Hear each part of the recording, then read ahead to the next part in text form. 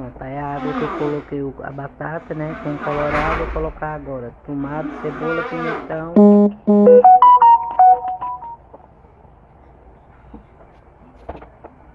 Como eu já disse, né, hoje só tem a batata. Aí agora eu tô colocando aí o leite de coco.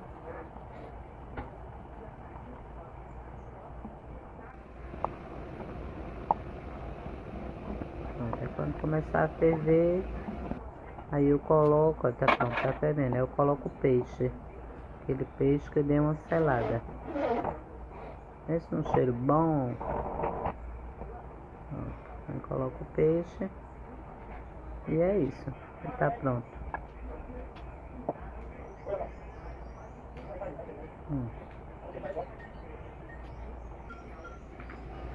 Pronto, aí tá prontinho, ó.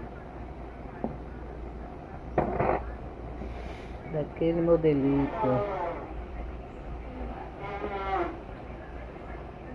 Simbora.